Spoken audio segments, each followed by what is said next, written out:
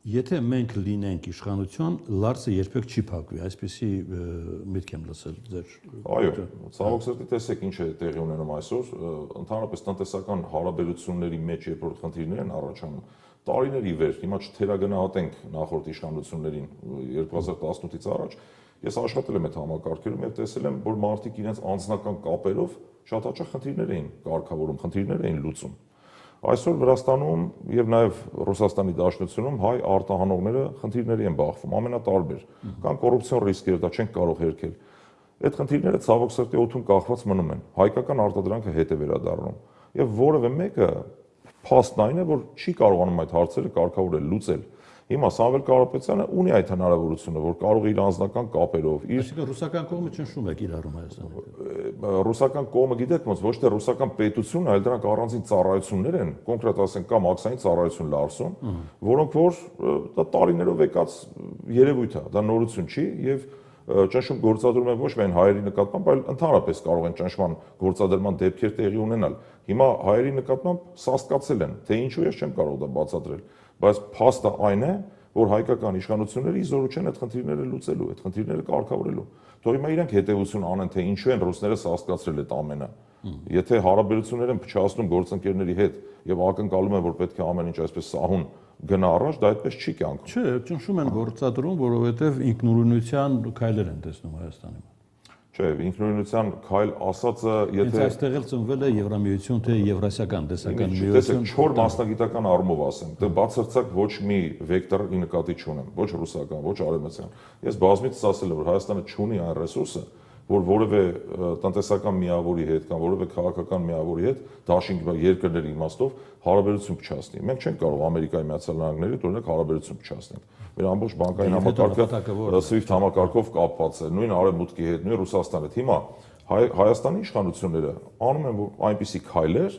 որը այսպես համաշխարհային տնտեսական հարաբերությունների մեջ ընդունված չի։ Ռուսական իշխանություններն ասում են դուք պետք է կողմնորոշվեք, կամ ԵԱՏՄ, կամ ԵՄ, դա նորմալ երևույթ է եւ պետք է կողմնորոշվեն։ Այսինքն երկու աթոռի վրա նստելու քաղաքականություն չկա, կան տարբեր ստանդարտներ։ Սա չոր տնտեսագիտական փաստ եմ ես ասում։ Լավ, այդ նույն քայլերը անում է միջինասիական երկիրը, հետ խորհրդային տարածքներից, հա, էլի տնտեսական սեգմենտում եմ ուզում դիտարկենք։ Ինչու նույն վերաբերմունքը Կրեմլի չկա այդ երկրների նկատմամբ։ Օրինակ որ երկրի։ Ղազախստան, Թուրքմենստան, Ուզբեկստան։ Ղազախստան, Թուրքմենստանը ԵԱՏՄ անդամ երկիր չի հանդիսանում, Ղազախստանը միայն հանդիսանում։ Անկեղծ ասած ինֆորմացիայի չեմ տիրապետում, չեմ կարող պնդել նույն վերաբերմունքը կա թե չկա, բայց բոլոր դեպքերում այն, որ դա նորմալ է, որ ասում են կամ ԵԱՏՄ կամ ԵՄ, դա նորմալ է, որովհետև նույն հաջողությամբ տեսեք, գործող իշխանությունները խափում են։ Նորմալ է, քաղաքական ճնշում չէ, դա Հայաստանի վրա կապված նախընտրական։ Բացարձակ ճնշման խնդիր գոյություն չունի այստեղ։ Դա քաղաքականությունը ամեն երկիրի շարժն առաջ տանում։ Հիմա նույն Հայաստանի իշխանությունները, ասեմ ուրիշ բան, այդ ԵՄ-ի շրջանակներում բառից բուն իմաստով խափում են մեր հայրենակիցներին։ Կա տնտեսագիտական աքսիոմա։ Բոլոր այն երկրները կարող են սկսել բանակցություններ Եվրամիության անդամակցության հետ կապված, որոնց արտահանման 40%-ը, առնվազն 40%-ը բաժին ընկնում եւ Եվրամիության երկրներին։ Իսկ մեր արտահանման ընդամենը 7-ից 10%-ը բաժին չի ընկնում Եվրամիության անդամ երկրներին, մոտավորապես այդ շրջակայքում։ Եվ հետեւաբար խոսել, որ մենք գնում ենք Եվրամիություն, դա ճիշտ չի, դա ընդամենը այսօր խոսել կարող են, բայց անդամակցության հայտ ներկայացնել չեն կարող։ Այստեղ ես համաձայն եմ։ Իրականության հետ դա կապ չունի բացարձակ։ Բացի այդ, մեր եկեք նայենք, կշռենք մեր երկրի շահերից ի՞նչն է բխում։ Երբ որ դու այսօր երկրի շահերից ներողություն, բխում է դիվերսիֆիկացիան։ Այո, բայց դիվերսիֆիկացիան շատ ճիշտ եք ասում, բայց ոչ թե միայն ռուսական եթե Նիկոլ Փաշինյանը եւ գործող իշխանությունները խոսում են անկախության ինքնիշխանության մասին, ամենամեծ կախվածությունը Ռուսաստանից իրենց կառավարման տարիներին մենք ունենք։ 60%-ից ավել բաժին ընկնում Ռուսաստանի Դաշնության մեր արտահանման։ Հիմա այս 8 տարին իրենք են կառավարում, թող դիվերսիֆիկացնեին։ Իրենք էլի այս մասին բազմից ծառիթ ունեցել են։ Ինչու են պետական բյուջեից գումար վճարում բոլոր այն տնտեսվարող սուբյեկտներին, որոնք իրենց արտադրանքը կարտահանեն Եվրոպա։ Թող ֆինանսավորեն չինական ուղղությունը, կորեական ուղղությունը, վիետնամական ուղղությունը, թող արաբական երկրներ եւ այլն եւ այլն։ Ինչու՞ պատասխանը ո՞րն է։ Որտեղ գումար են ստանում Եվրոպայից։ Հակաքարոզ անելու ռուսական հակաքարոզի համար եւ մեզ էլ բերում կապում են այդ տրամաբանության մեջ, որպեսզի մեր ռեյտինգի հետ վարկաբեկ են մեզ sense ասում մեկ բառով, շատ պարզ մաչելի լեզվով եմ ասում, ժողովրդական։ Այսինքն սարքել են Ռուսաստանին թշնամի, իբրև թե մենք ինչ որ ռուսական ազդեցության տակ ենք, որը իրականության հետ բացարձակ կապ չունի։ Սամվել Կարապետյանը միակ հայն է, գործարար Ռուսաստանում տարբեր բիզնեսներ ունեցող, ոչ միայն Ռուսաստանում գիտե, որը չի գտնվում արևմտյան պատժամիջոցների տակ։ Այսինքն հարց է առաջանում, եթե Սամվել Կարապետյանը գտնվում է ռուսական իշխանությունների ազդեցության տակ, ինչու չի գտնվում համապատասխան սանկցիաների տակ։ Չէ, դեր ասացի հենքը իմ տրամաբանությամբ Սամվել Կարապետյանի կապիտալը ռուսական ծագում ունի։ Մասամբ, ոչ միայն ռուսական, հիմնական մասը, հա։ Այդ վերաբերմունքը դրանից է իմ կարծիքով ծնվում։ Տեսեք, ես նորից եմ կրկնում, նախ մենք պետք է ուրախ լինենք, որ Սամվել Կարապետյանը իր կապիտալով, իր հնարավորություններով մի քանի Սամվել Կարապետյան ունենայինք Հայաստան։ Այո, ունենք նաև Ռուբեն Վարդանյան, որը ցավոք սրտի գտնվում է Բաքվում։ Հիմա կալանավորելով Սամվել Կարապետյանին, նախ մեր ներդրումային միջավայրը խաթարեցին իրենք։ Հիմա անդրադառնամ ես նախորդ թեմային, երբ որ փորձում են վարկաբեկում են այդ ռուսաֆոբիան մեր ժողովրդի արյան մեջ այնքան են նստել այս վերջի տարիներին, որ ում հետ մեր մարզերում շփումների ժամանակ միակ արգումենտը, որ ասենք առանց հասկանալու բերում են, դա հակառուսականությունն է, ուրիշ արգումենտ չկա։ Դրա մեղքը Ռուսաստանինն է, ոչ թե մերը։ Ախր գիտեք ոնց մեր ժողովրդին ես հիմա առիթից Մենք այնպեսի պատմություն անցանք 20 թվականից մինչև։ Չեմ ուզում մեկնաբանել, ես ընդհանրապես ուրիշ բան եմ ասում։ Ես ասում եմ, մեր ուժը քաղաքական, մեր ուժի անունից եմ ասում, Սամվել Կարապետյանը ինքը հայամետ ենք։ Տեսեք, մի շատ գեղեցիկ ձևակերպում, բանաձև գոյություն ունի։ Հակառուս լինել եւ ռուսամետ լինել, հակառուս չլինել եւ ռուսամետ լինել, դրանք տարբեր բաներ են։ Մենք ոչ թե ռուսամետ ենք, այլ հակառուս չենք, որը չի բխում մեր երկրի շահերից, եթե մենք լինենք հակառուս։ Այսինքն մեր հասարակությունը պետք է հասկանա, որ մենք այնպիսի տնտեսական թելերով ենք կապված, որ հակառուսականությունը բերելու է մեր երկրի տնտեսության փլուզմանը։ Այդ դեպքում դուք իմանաք,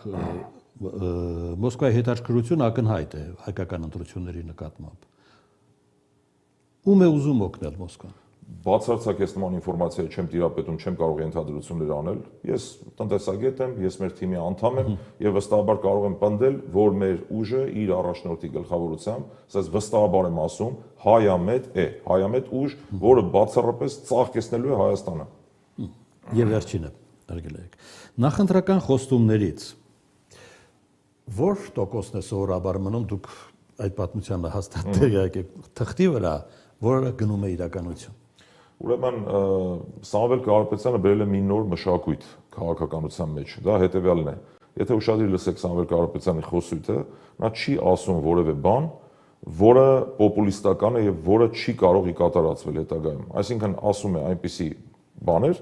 այնպիսի տնտեսական քայլերի մասին ենք մենք խոսում, որոնք իրականություն են դառնալու։ Ըստ այդմ, օրինակ, մենք խոսում ենք, որ թոշակները բարձրանալու են սկզբում, օրինակ 12000 դրամով, հետո տարեստարի ավելի շատ։ Այնքան, որ դա բավարարի բարեկեցիկ ծերության համար, այլ ոչ թե ծածկի միայն սպառողական զամբյուղը։ Մենք ասում ենք, ստեղծելու ենք ազգային վերածննդի հիմնադրամ, որտեղ պետությունը կունենա ընդամենը 30% մասնակցություն, մնացածը կլինեն մեր դրսի ներդրողները, Սամվել Կարապետյանը իր միջոցներով գուցե այդտեղ հանդես գա, եւ ազգային վերածննդի հիմնադրամի միջոցով յուրաքանչյուր Հայաստանում ծնված 4-րդ երեխա, քանի որ մենք ունենք այսօր դեգրադացված դեմոգրաֆիական պատկեր, ստանալու է 2 միլիոն դրամ, 5-րդ երեխայից սկսած հաջորդ երեխաների ծննդյան կապակցությամբ տրամադրվելու անվճար բնակարան։ Մենք ասում ենք, ժամկետային զինծառայողը վարձատրվելու է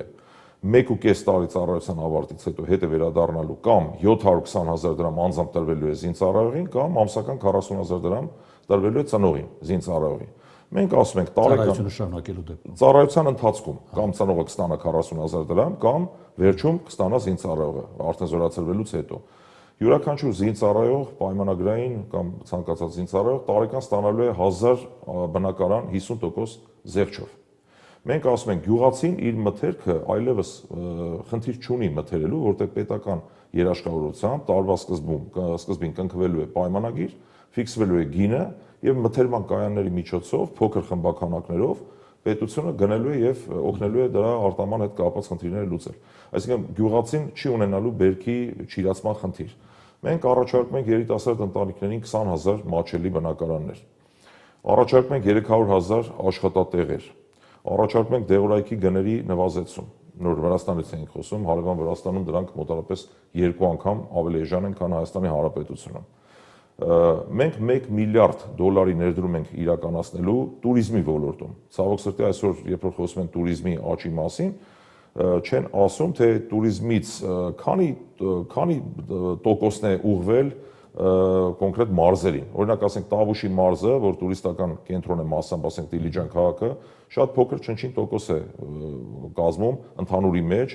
Տավուշի մարզը։ Ամենաբարձր աղքատության մակարդակն ունի 40%։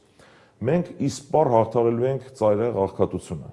Սամվել Կարապետյանի գերնպատակներից մեկն է։ Նա ասում է համապատասխան ֆոնդ է ստեղծվելու, դարձել այդ նույն տրամաբանության մեջ, որտեղ կլինի պետական եւ մասնավոր մասնակցություն եւ ծայրահեղ ընտանիքները ստանալու են 150.000 դրամ գումար ամսական կտրվածքով։ Այս սրանք են մեր ծրագրերը սոցիալական ուղղվածության, նաեւ մեր պաշտպանական